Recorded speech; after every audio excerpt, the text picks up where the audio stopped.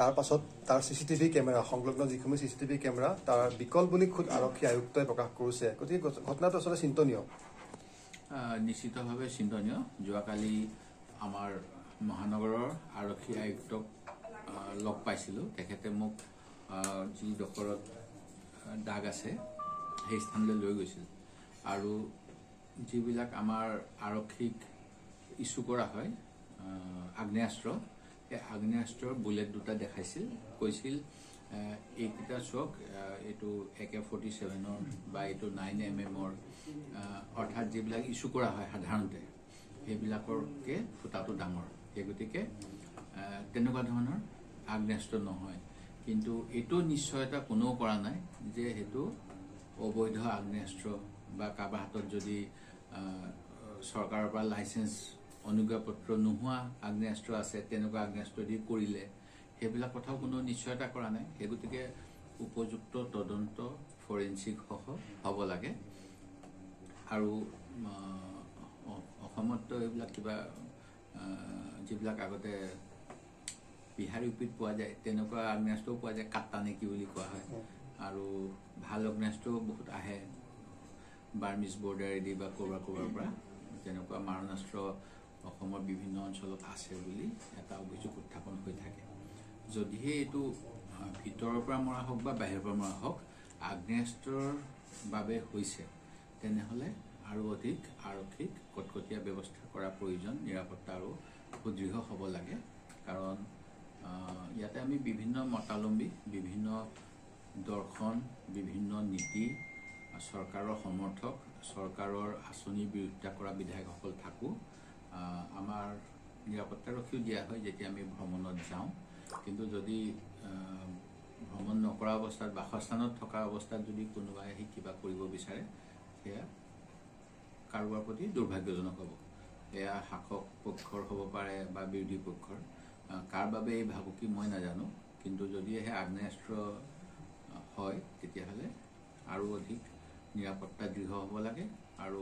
তদন্ত ভাল ধৰণে হ'ব লাগে সুৰুঙ্গা আছে বুলি ভাবে কাৰণ কেমেৰাকেইটা যদি বিকল কেমেৰা বিকল হোৱাটো দুৰ্ভাগ্যজনক অসম চৰকাৰে গৃহ বিভাগে বা আমাৰ বাজেটত বা গুৱাহাটী স্মাৰ্ট চিটি চহৰাঞ্চলতে কিজানি এটা সময়ত ৬,০০০ নে কিমান CCTV লগাবৰ বাবে ৪৫০ কোটি নে তাতকৈ অধিক টকা দিছিলে এছেম্বলিৰ ক্ষেত্ৰতো বোধ কৰোঁ আছুতীয়াভাৱে ভাবে কিছু পুঁজি বা এইটো মই আৰক্ষীৰ নে এছেম্বলি কৰ্তৃপক্ষৰ এই বিষয়ে মই জ্ঞাত নহয় কিন্তু আমাৰ এজন জ্যেষ্ঠ সাংবাদিক বোধ কৰোঁ তেখেত প্ৰাক্তন সাংবাদিক মঞ্জিত মহন্ত ডাঙৰীয়াই UDFৰ কেইজনমান বিধায়কে মুখ্যমন্ত্ৰীক গোপনে সাক্ষাৎ কৰিছিল বুলি কৈছিল আৰু সেইখিনি সময়ত তেওঁক যেতিয়া বিশেষাধিকাৰ সমিতিয়ে মঞ্জিত মহন্ত ডাঙৰীয়াক দোষী সাব্যস্ত কৰিছিল মই তাৰ বিৰুদ্ধাচৰণ কৰি মই কৈছিলোঁ যে আমাৰ বিধানসভা চৌহদত থকা CCTV বিলাকো পৰীক্ষা কৰাৰ পিছতহে সিদ্ধান্ত ল'ব লাগে এই ক্ষেত্ৰত কি কৰা হ'ল মই নাজানো এই গতিকে এতিয়াও যদি সেইবিলাক বিকল হৈ আছে এইবিলাকে মানে ফুলদানি নিচিনাকৈ এনেকৈ ৰখা উচিত নহয় বা যদি দুৰ্নীতি হৈছে তাৰো তদন্ত হ'ব লাগে আৰু নিৰাপত্তা সকলো নাগৰিকৰ নিশ্চিত হ'ব লাগে এটো আপুনি কালি দেখা পাইছে কিন্তু আগৰ বুলিও হ'ব পাৰে মই আচলতে সাধাৰণতে আমি লিফ্টপান আমি ক'ৰবাত যাব লগা হ'লে গাড়ীত যাওঁ আৰু মৰ্ণিং ৱাক আজিকালি তেনেকৈ বাহিৰত ওলাই নকৰোঁ মই খোজ কঢ়া নহয় এইখিনি অঞ্চল ওচৰত কালি মই কোনোবা আহিছিলে কাৰণে তলত বিদায় দিবলৈ গ'লোঁ আৰু অলপ সময় তাতে ঘূৰা ঘূৰি কৰি আছিলোঁ তেতিয়া মোৰ চকুত পৰিলে প্ৰথম আৰু তেনেকৈয়ে 2 ঘণ্টামান মই একো কাকো জনোৱা নাছিলোঁ দুই এজনক ফটো এখন মাৰি পেলাই শ্বেয়াৰ কৰিছিলোঁ তেতিয়া তেওঁলোকেও ক'লে যে এইটো আমিও কাৰোবাক সুধিছোঁ এইটো বন্দুকৰ নিচান যেন লাগিছে তেনেকুৱা কথাটো অহাৰ পিছত দায়িত্ব হিচাপে মই আমাৰ বিধানসভাৰ সচিবালয়ৰ প্ৰধান সচিবক অৱগত কৰিলোঁ মাৰ্চেল আহিছিলে মাৰ্চেলে গোটেই বস্তুখিনি চাইছে আপোনালোকক কিবা অৱগত কৰিছে নাই মোক তেখেতসকলে একো কোৱা নাই কমিশনাৰ অফ পুলিচে তদন্ত হ'ব বুলি ক'লে মই কালিতো তেওঁলোকে প্ৰাৰম্ভিকভাৱে আহিছে বোধ কৰোঁ আজি দিনৰ পোহৰত আৰু চাব পাৰিব কৰক কিবা এটা বহুকেইগৰাকী বিধায়ক এতিয়া নাই এই ব্লকত আপুনি আৰু 6জনকৈ বিধায়ক থাকে আপোনালোক মোক ৰূপজ্যোতি কুৰ্মীয়ে ফোন কৰি সুধিছিল যোৱাকালি মই তেওঁক ক'লো আৰু মানৱ ডেকাই ফোন কৰি সুধিছিল তেখেতকো অৱগত কৰিলোঁ ৰকিবুল হুছেইনে আজি পুৱা মোক ফোন কৰি সুধিছিল তেখেতকো অৱগত কৰিলোঁ বাকী ৰফিক চাহাব বোধ কৰোঁ আমাৰ হাফিজ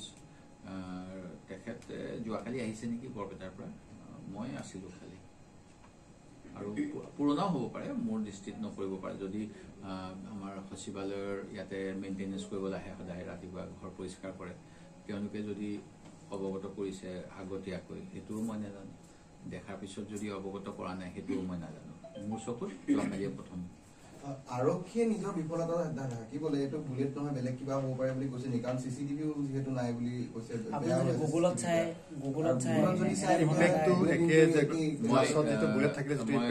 মোৰ চিঠিখন লিখাৰ সময়ত